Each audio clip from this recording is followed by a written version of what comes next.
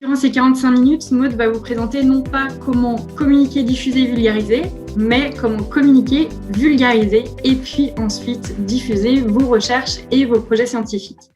Donc avant de rentrer plus en détail dans le programme de l'atelier, je vais vous présenter quand même en quelques mots Maud. Donc elle est étudiante en maîtrise de biologie cellulaire à l'université de Sherbrooke au Québec. Donc, juste pour resituer un petit peu, parce que les études au Québec sont différentes de celles de France, donc ça correspond, si j'ai bien compris, moi tu me dis si je me trompe, à 5 ans et demi après notre bac à nous. Donc, en quelque sorte, c'est un mémoire de 2 ans avant de commencer une thèse. Oui, ça ressemble pas mal à ça. Ok.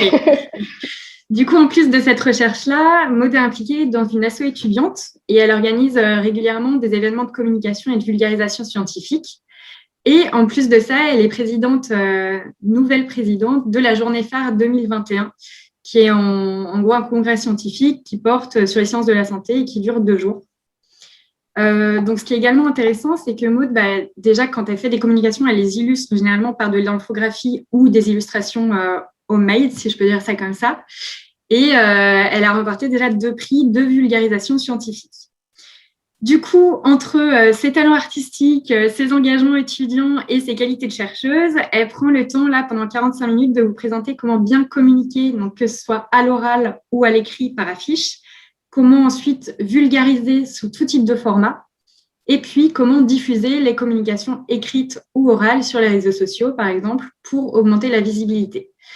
Donc, je vais laisser la parole à Maud. Je vous souhaite un bon atelier. Et si vous avez des questions, n'hésitez pas du coup à lever la main ou écrire directement vos questions dans le chat. Merci. Je t'en prie, Maud. Merci Tabata. Bonjour tout le monde. Je suis vraiment heureuse d'être ici aujourd'hui pour vous présenter un atelier sur la communication scientifique. Je pense que vous avez compris, comme Tabata l'a dit, que c'est quelque chose qui me tient vraiment à cœur. Donc, comme elle l'a dit, aujourd'hui, je vais parler de communication scientifique, de vulgarisation et puis de diffusion de la recherche sur les réseaux sociaux. Donc, on va commencer dans le vif du sujet. Donc, c'est quoi exactement la communication scientifique? Donc, je suis pas mal convaincue que vous savez déjà c'est quoi. En fait, à chaque fois que vous parlez de science, vous faites de la communication scientifique. Et ce qui est important avec la communication scientifique, c'est que ça doit être une communication qui est efficace pour s'assurer que notre message passe bien à notre public. Donc, pour la première partie, je vais parler de communication scientifique dans le cas de congrès. Donc, ça peut être, par exemple, une communication par affiche ou une communication orale. Donc, la chose qui est importante, c'est de garder en tête le pourquoi vous faites de la recherche. Donc, il faut que vous vous assurez, quand vous faites une communication orale, que ce soit par affiche ou à l'oral, que vous transmettez le pourquoi votre recherche est importante, étant donné qu'on veut que les gens soient autant excités que vous par votre recherche. Vous devez également définir le message que votre public doit retenir. Et ça va être quelque chose que je vais répéter tout au long de ma présentation, étant donné que définir un message précis, ça permet également d'avoir une communication qui est plus efficace parce que vous savez le fil conducteur de votre présentation. Donc, si on y va un peu plus précisément pour ce qui est important pour la communication par affiche, il faut se rappeler que communiquer par affiche, c'est communiquer beaucoup de données en peu de temps. Donc, il faut faire preuve d'organisation pour que la communication soit efficace. Donc, je vais mentionner 4 points aujourd'hui que vous pouvez voir ici sur la présentation. Donc, le premier point est l'audience. En fait, l'audience est toujours important quand vous faites de la communication. C'est vraiment quelque chose que vous devez toujours garder en tête parce que ça va affecter les mots que vous allez utiliser, le support visuel que vous allez utiliser également. Donc, par exemple, si on pense que on va présenter pendant un congrès scientifique, il faut savoir si on présente dans un congrès qui est spécifiquement de notre domaine de recherche ou qui est plutôt multidisciplinaire. Si c'est le cas d'un congrès qui est plus multidisciplinaire, on va essayer d'éviter les acronymes, étant donné que ça ne veut pas dire que c'est tout le monde qui va vraiment connaître nos différentes méthodes ou les acronymes, justement, qui sont peut-être plus fréquents dans notre domaine de recherche. Il faut également faire un contexte plus large, donc un peu plus expliquer votre projet, parce qu'encore là, ça ne veut pas dire qu'ils connaissent précisément votre domaine. Si vous présentez plutôt dans un congrès qui est grand public, là, on va plutôt opter pour de la vulgarisation. Et ça, je vais le mentionner un peu plus tard. Par la suite, il faut penser au contenu de votre affiche, bien évidemment. Donc, normalement, on va avoir ces différentes parties, donc contexte, hypothèse, objectif, méthode, résultat et conclusion. Mais vous pouvez très bien éliminer certaines parties ou en ajouter, tout dépendant le message que vous voulez faire passer et surtout ce qui est nécessaire. Par la suite, niveau organisation. Donc, comme je l'ai déjà dit, le fil logique est super important. Donc, il faut... Nous, on lit en fait de gauche à droite et de haut en bas. Donc, normalement, on va essayer d'y aller avec ce fil logique-là, de mettre notre affiche de gauche à droite et de haut en bas pour éviter que les gens aient à trop penser en fait à comment est-ce que votre affiche fonctionne et se concentrent plutôt sur l'information qui est sur votre affiche. Par la suite, faut penser évidemment à l'alignement, donc que tout soit bien cadré, bien parallèle, etc. La balance, donc ça veut dire en fait qu'il ne faut pas sous-estimer les espaces négatifs. Donc, on essaie de ne pas trop envoyer d'informations aux gens. Donc là, en fait, je parle plutôt du texte. Donc, on essaie d'éviter qu'il y ait trop de texte sur notre affiche. Et donc, on laisse un peu de place aux gens pour prendre des pauses de notre information sur la fiche. Également, ce qui peut être intéressant, c'est d'ajouter des encadrés pour vraiment définir précisément les différentes parties de notre affiche. Finalement, concernant les affiches, j'aimerais parler du visuel. Étant donné qu'une affiche qui est agréable à regarder, ça va attirer les gens et ça va également vous faire sortir du lot.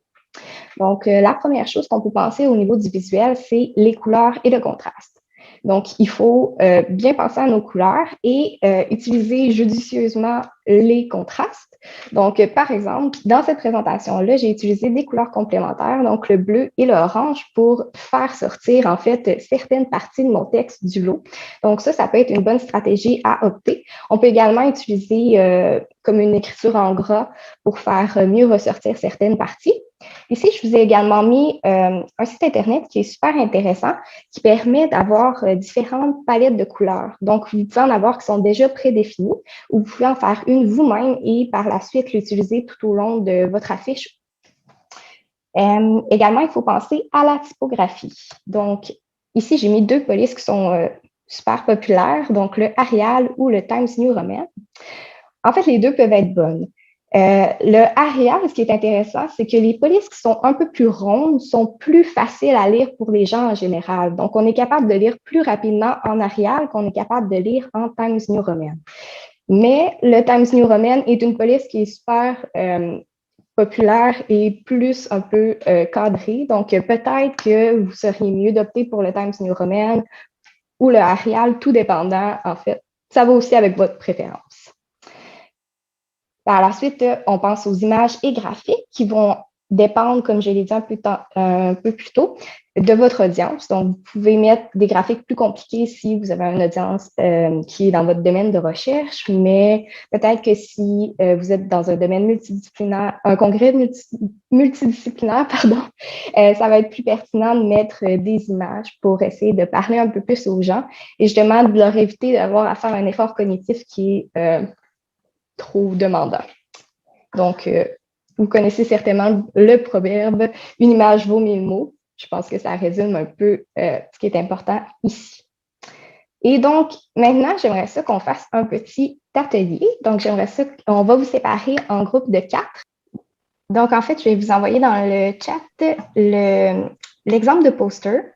Et en équipe, vous allez essayer de voir qu'est-ce qui pourrait être amélioré dans ce poster.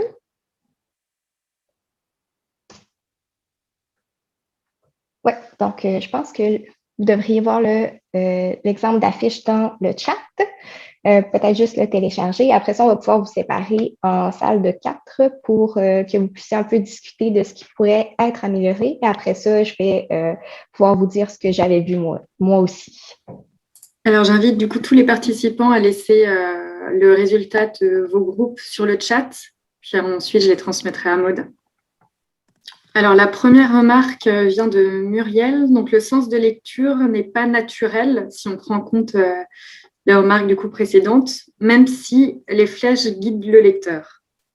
Je je suis tout à fait d'accord. C'est un des points que j'avais soulevé sur cette affiche-là, mais c'est clair qu'au moins, on a les flèches, donc ça peut aider à comprendre dans quel sens est-ce qu'il faut lire cette affiche-là. Mais je pense que ça pourrait être mieux, en fait, de juste inverser la bulle pour avoir un sens qui est plus naturel. Il y a la question de la police aussi qui s'est posée. Peut-être mettre la même police partout. Ça, je pense que ça interfère pas avec la lecture. Donc, ça peut mettre les titres un peu plus en valeur de différer la police. Mais si c'est quelque chose qui vous dérange, c'est clair que vous pouvez mettre une police constante. Ce que j'avais relevé, en fait, c'est le choix de police pour le corps du texte. Personnellement, je trouve que c'est une police qui est un peu plus difficile à lire, étant donné que c'est plus comme compressé comme police. Mais bon, encore là, ça se peut que ça soit un choix qui est personnel. Alors, il y a aussi la question de la bibliographie qui prend beaucoup de place. Et donc, le titre, la bibliographie est aussi différent. Enfin, il n'est pas de la même couleur que les autres titres. Oui, la bibliographie, en effet, je trouvais qu'elle prenait trop de place. Je pense que vous pouvez, en fait, si vous décidez de mettre une bibliographie sur votre poster, ça peut être juste une biographie simple. Donc, simplement mettre le nom de l'auteur, l'année et le journal, et c'est suffisant. Ça n'a pas besoin de prendre autant de place que ça. Sachant que globalement, le poster paraît quand même comme facile à lire. Les infos sont assez concises et plutôt simples. Mais c'était vraiment la question de la bibliographie qui ressortait beaucoup. Et la question aussi des illustrations qui, en soi, sont jolies, du coup, mais au point de vue scientifique, apportent moins, quoi. Alors, juste une petite remarque, parce que pour la taille de la police, en fait, c'est une demande qui vient du comité scientifique, parce que sur le monde virtuel, si on met des polices différentes, bah, c'est difficile à lire. Donc là, c'est vraiment des contraintes d'affichage dans le monde virtuel. Parce qu'au début, Clara, elle avait mis une police un peu plus petite, juste pour défendre l'honneur de Clara. Là, parce que c'est pas son choix, c'est vraiment pour l'affichage dans le monde virtuel. Voilà. Oui, bon, si c'est une contrainte, c'est clair qu'il faut la suivre. Alors, le résultat lié au décalage entre le français appris et le français entendu aurait besoin d'une précision. S'agit-il d'un résultat de la thèse ou d'autres recherches? Donc, peut-être manque de choses là-dessus. Et également des infos redondantes, par exemple, Université de Rennes 2 et le logo de l'université. Donc, il y aura un gain de place en enlevant une des informations. Ben, je pense que c'est clair qu'on aurait pu mettre un peu plus d'informations sur la thèse en révisant la biographie. Mais là encore, ça dépend où est-ce que Clara est rendue dans ses recherches. Bon, je pense que je vais continuer avec les choses que j'avais trouvées d'autres. Donc, il y avait la bibliographie, comme vous l'avez si bien nommé, les flèches et le sens qui est un peu moins naturel au niveau de la fiche. Et j'avais également parler du titre, que personnellement, un titre en toutes lettres capitales, c'est un peu violent pour moi. Donc, j'aime mieux mettre comme une écriture normale avec des minuscules. Mais également, ça peut être un style personnel. J'avais mentionné, en fait, la police d'écriture. Et point, en fait, que j'avais vraiment beaucoup aimé dans la fiche de Clara, j'avais aimé qu'elle mette comme un petit bonhomme d'elle-même. Je trouvais que ça faisait une belle marque de commerce presque pour une affiche, puis c'est quelque chose qu'elle va pouvoir mettre sur toutes les affiches, en fait. Et j'aimais aussi que le 9 sur 10 était représenté par des petits bonhommes. Donc, ça fait quelque chose que visuellement, on comprend tout de suite que c'est 9 personnes sur 10. Je voulais également vous montrer cet exemple-ci. Donc, en gros, c'est un exemple réalisé par Colin Purrington. Cette personne-là, en fait, donne des trucs pour faire des affiches. Et si vous lisez un peu plus l'affiche, ce que je ne ferais pas, ça donne également des trucs, en fait, pour les affiches. Mais ce que je voulais vous montrer avec ça, c'était, en fait, les encadrés, qui est quelque chose que je trouve qui permet vraiment de préciser de quelle section est-ce qu'on parle, puis de faciliter aussi de trouver où est l'introduction, où sont les résultats, etc. Mais clairement, si vous regardez cette affiche-là, il y a trop de texte. on s'entend. Mais bon, donc c'était simplement pour mentionner que les encadrer, ça peut faciliter également la logistique. Donc, s'il n'y a pas d'autres questions sur les affiches, je continuerai avec la présentation par oral, donc quelques petits trucs concernant les présentations orales. Donc, je pense qu'il n'y a pas de questions. On va continuer. Donc, quand on fait une présentation orale, il faut se rappeler que nos diapositives sont seulement un support. Au contraire de l'affiche, que là, en fait, votre affiche doit parler d'elle-même. Votre diapositive ne doit pas raconter tout ce que vous allez raconter. Donc, on ne veut pas mettre trop de texte. On ne veut pas que votre texte se trouve sur l'affiche. Vous devez seulement mettre les mots-clés qui seront importants et que ça peut vous aider également à vous rappeler qu'est-ce que vous allez dire.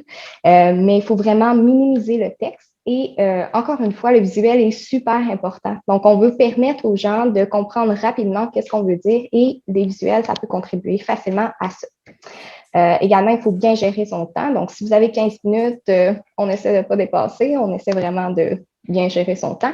Et habituellement, on parle de 1 à 2 minutes par diapositive. On n'essaie pas d'excéder ça pour pas trop bombarder les gens d'informations avec une seule diapositive et pas vraiment de stimuli autre que ce qui est sur la diapositive présente. Je vous ai également fait un petit tableau comparatif ici, donc qui compare affiche et orale et relève certains points. Donc, j'ai pas mal parlé un peu de tout ça, mais je vais vous parler un peu plus de ce qu'il y a en gras, qui est des choses que je n'ai pas en fait encore mentionnées. Donc, pour l'oral, vous pouvez prioriser en fait une méthode de storytelling, méthode que je vais parler un peu plus dans la section vulgarisation. Donc, je ne vais pas plus m'avancer ici pour l'instant. Également, comme je l'ai dit, super important d'avoir beaucoup d'images, peu de texte, étant donné qu'on ne veut pas que les gens lisent vos diapositives pendant que vous parlez. Donc, on essaie de faire ça. Donc, peut-être qu'en ce moment, vous êtes en train de lire ma diapositive, étant donné qu'il y a beaucoup de texte et que je ne parle pas de tout ce qu'il y a ici, mais bon, on essaie de ne pas faire ça. Également, niveau organisation, encore là, on suit un fil logique. Donc, vous devez déterminer au préalable votre message, un message clair dès que votre audience retienne et utiliser un fil logique pour les amener du début à la fin, logiquement. Par la suite, au niveau du visuel, ce qui est fun avec les présentations par oral, c'est que vous pouvez utiliser des templates. Il y a beaucoup de sites Internet, en fait, qui vous permettent de trouver des templates qui sont beaux visuellement. Par exemple, j'ai trouvé ce template-là sur SlidesGo, si je ne me trompe pas. Donc, je vous ai mis ici 2 sites Internet qui sont super intéressants pour trouver des templates qui peuvent rendre votre présentation visuellement agréable.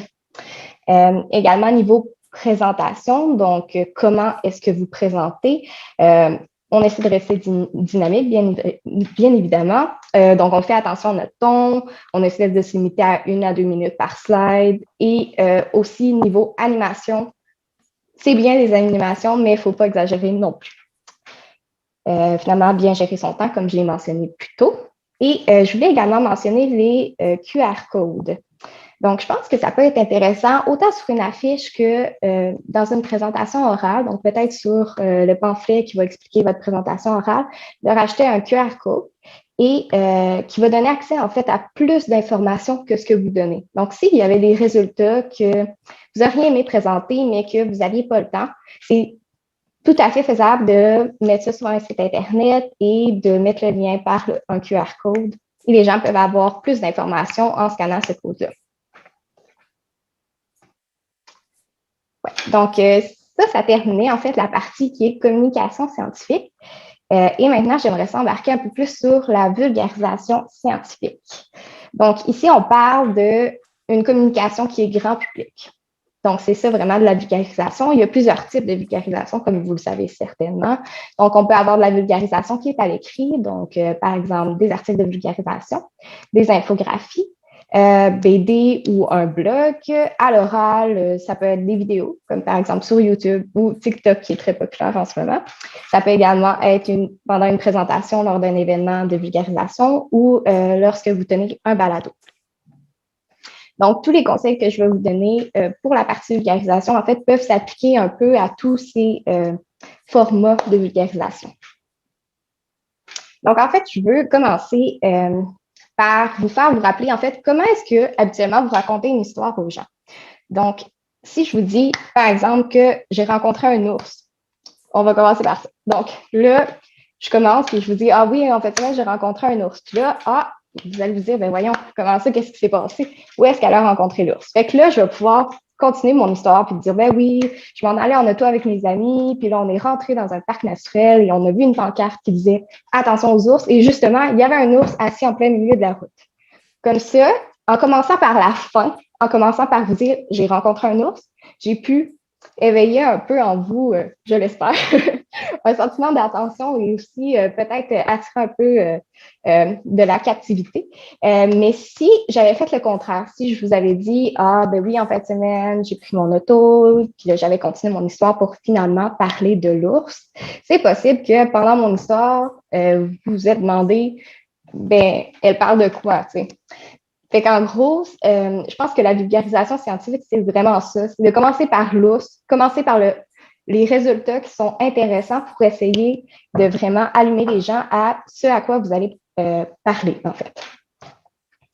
Et donc, ça m'amène à vous parler de comment est-ce qu'on structure un article scientifique normalement. Parce qu'on fait carrément le contraire, en fait, de ce qu'on ferait pour un article de vulgarisation.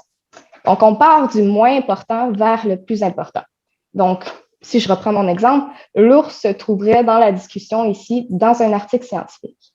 Mais pour un article de vulgarisation ou toute communication de vulgarisation, c'est tout à fait le contraire. Donc, on va utiliser le modèle de pyramide inversée. Et on va commencer par le résultat ou le message super important, donc l'ours au début.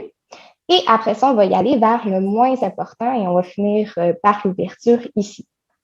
Donc, le but dans un article de vulgarisation ou toute communication de vulgarisation, c'est d'y aller du plus important vers le moins important.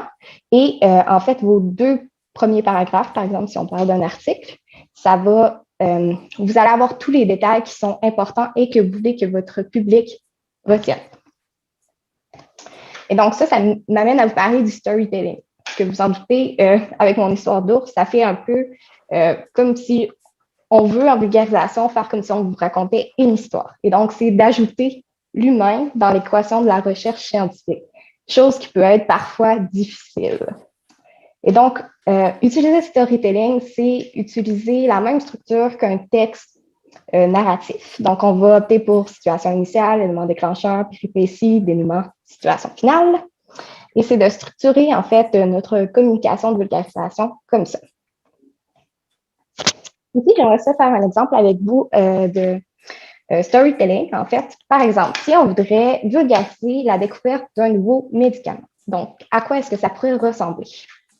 Donc, si on pense à la situation initiale, eh bien, dans la situation initiale, il faut déterminer le héros, le méchant, aussi qu'est-ce qui se passe. Donc, ça pourrait être, par exemple, bon, on a tant de personnes qui souffrent de cette maladie-là, puis on n'a pas de remède pour cette maladie-là. Et donc là, dans ce cas-ci, les héros seraient les chercheurs qui ont développé le médicament et le méchant serait la maladie. Par la suite, si on y va avec l'élément déclencheur ou perturbateur, en fait, ça serait que les personnes qui souffrent de cette maladie auraient, par exemple, tant de chances de mourir. Donc là, ça fait, ça amène un peu les gens à avoir une connexion émotionnelle avec le sujet sur lequel vous parlez, pardon. Par la suite, on va y aller avec les péripéties, étant donné que la quête est de trouver un traitement pour cette maladie. Et là, on pourrait parler des embûches des chercheurs lors de leur recherche, par exemple, ou comment est-ce qu'ils sont venus avec l'idée d'utiliser une molécule X comme un nouveau médicament. Et ensuite, on va y aller avec le dénouement et le dénouement, bien évidemment, et la découverte du médicament. Et finalement, la situation finale qui va montrer que l'avenir qu'offre le médicament pour ces nouvelles personnes, par exemple, ou est-ce que ce nouveau médicament-là pourrait être pertinent pour d'autres maladies.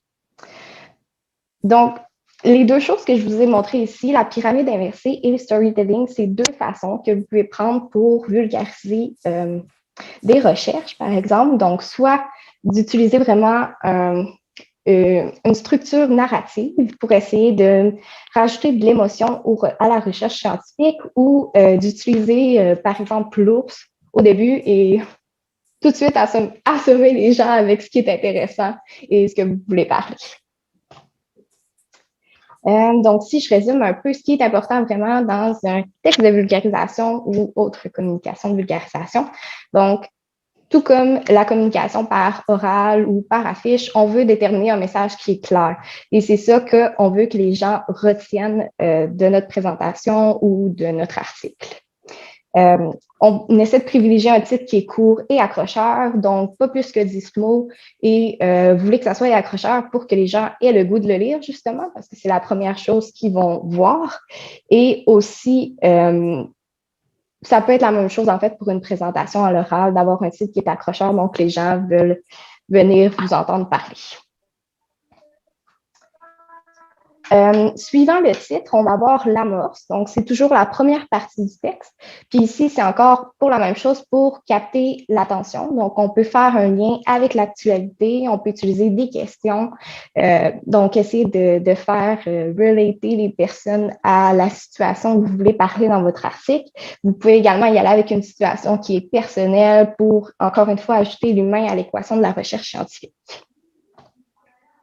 Bien évidemment, on évite le jargon et si on ne peut pas éviter un certain mot du jargon, eh bien, dans ce cas-ci, on va utiliser des figures de style et des exemples pour rendre le concept vraiment clair pour votre auditoire.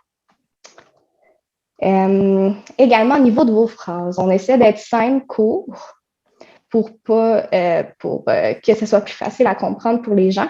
On va également opter pour des formes qui sont actives. Donc, par exemple, on va dire les analyses ont généré des résultats au lieu de les résultats qui ont été obtenus par analyse, parce que c'est moins compliqué un peu à comprendre. Et on va y aller pour des formes de phrases positives. Donc, on va utiliser l'hypothèse alternative a été retenue au lieu de l'hypothèse alternative n'a pas été rejetée. Étant donné qu'un cas on rajoute des négations, et bien là encore, ça vient compliquer la chose un peu. Et finalement, très important, le visuel. Je pense que je l'ai répété un peu tout au long de la présentation, mais c'est quelque chose qui va permettre vraiment de faciliter la compréhension. Donc, par exemple, personnellement, quand j'écris des articles de vulgarisation, j'aime ajouter des infographies ou illustrations, comme Tabata l'a dit, étant donné que je crois que ça peut justement aider les gens à retenir un peu ce qu'ils ont lu dans le texte. Ça permet de wrap up le tout et de les aider à se souvenir de quoi est-ce qu'on a parlé. Donc, ça terminerait la partie vulgarisation. Je passerai maintenant à la partie diffusion et réseautage. J'aimerais ça, en fait, vous parler de 3 réseaux sociaux en particulier. C'est les 3 que j'utilise le plus. Donc, c'est clair qu'il y en existe d'autres. On pourrait parler de Facebook, on pourrait parler de TikTok. Mais aujourd'hui, je vais vous parler de Twitter, Instagram et LinkedIn. Donc, ce qui est important, en fait, pour le réseautage, c'est vraiment de trouver quel est le réseau qui est le plus adapté à votre contenu. Donc, par exemple, si je pense à Twitter, personnellement, je l'utilise justement pour le réseautage. Et c'est un réseau qui va plus opter sur prioriser en fait le texte que l'image que vous allez publier. Donc, c'est vraiment le texte en premier et par la suite, l'image va être supplémentaire. C'est une place où vous allez pouvoir rencontrer des nouvelles personnes. J'aimerais ça en fait vous donner un exemple. J'ai écouté récemment un podcast qui s'appelle Unbelievable, super intéressant si c'est quelque chose que vous aimez écouter. Et il parlait, en fait, c'est un chercheur qui mentionnait qu'il avait eu, en fait, une idée et il a juste tweeté son idée et il a réussi à faire un réseau mondial en tweetant son idée. Donc, je pense que ça montre vraiment que Twitter peut être un super outil pour le réseautage. Si j'avais quelques petits trucs à vous donner pour le réseautage, ce serait d'utiliser les hashtags, par exemple le hashtag PhD Chat ou Academic Chatter, qui peuvent vous amener à vous faire republier par des bots, donc des pages qui font juste automatiquement republier les gens. Oui, donc je pense que ça serait pas mal ça pour Twitter. Sinon, pour Instagram, il faut penser que c'est un public qui est plus jeune. Donc, si on compare à Twitter, habituellement, ça va être plus, justement, c'est un endroit où vous pouvez communiquer avec des chercheurs ou d'autres étudiants gradués. Tandis qu'Instagram, on va y aller avec un public qui est plus jeune, de 15 à 25 ans, je dirais. Et ici, on va prioriser le visuel comparément à Twitter, que c'était plus le texte qui était important. Donc, il faut penser à ça quand on publie sur Instagram. Ce qui peut être intéressant aussi avec Instagram, c'est qu'on peut faire des stories, donc faire des petites vidéos, expliquer des petites affaires, tout ça. Donc, oui. Et finalement, LinkedIn, en fait, c'est un réseau qui est plus professionnel et personnellement, je le considère plus comme un super bon outil pour trouver un emploi. Donc, il faut que vous gardez votre réseau LinkedIn à jour et vraiment mettre tout ce que vous faites là pour faciliter, en fait, de votre recherche d'emploi par la suite. Donc, en résumé, pour cette partie-là, en fait, c'est vraiment comme je l'ai dit au début, c'est vraiment de trouver un réseau qui est adapté à votre contenu et qui va pouvoir vous aider à rencontrer une nouvelle personne et peut-être faciliter votre recherche d'emploi par la suite. Donc, si j'y vais avec le message de ma présentation, donc ce que je veux que vous reteniez, parce que je voulais mentionner, le message, c'est super important. Eh bien, ici, je crois que par la communication scientifique, il faut, on fait ça en fait pour mettre la science en valeur. Et pour faire ça, en fait, il faut miser autant sur efficacité et simplicité. Donc, j'espère que vous avez appris quelques petits trucs et je vous ai également mis dans le PowerPoint, parce que je vais vous faire parvenir ce PowerPoint, une boîte à outils où vous allez pouvoir trouver différentes choses qui vont peut-être vous aider à construire votre prochain poster ou votre prochain diapositive. Donc, je vous ai mis ici les templates, par exemple, comme j'ai mentionné tout à l'heure, certaines ressources pour l'académique ou on a Design Lattiels qui font des super workshops pour les posters. Ici, des banques d'images, des banques de police. Je vous ai également mis plusieurs podcasts et chaînes YouTube. Oui, donc, ça peut vous donner un exemple un peu de vulgarisation scientifique. Ici, on a des ateliers autres ressources. Et ici, ça vous donne une idée, en fait, de logiciels payants et alternatifs qui peuvent être intéressants pour faire, pour monter également vos posters, affiches ou figures. Donc, oui, merci beaucoup m'avoir écouté. Si vous avez d'autres questions, je ne sais pas si on a le temps pour ça, mais bon. Si on a le temps, effectivement, s'il y a des questions, allez-y. Merci beaucoup, en tout cas, Maud, pour ta présentation, parce que déjà, c'était clair, c'était très intéressant. Moi, personnellement, j'ai appris pas mal de choses, donc je m'en resservirai. Voilà, mais je ne sais pas si vous avez des questions, je les prends dans le chat. Alors, il y a une remarque. Donc, merci pour ces rappels qui me serviront pour mes enseignements en méthode de travail universitaire.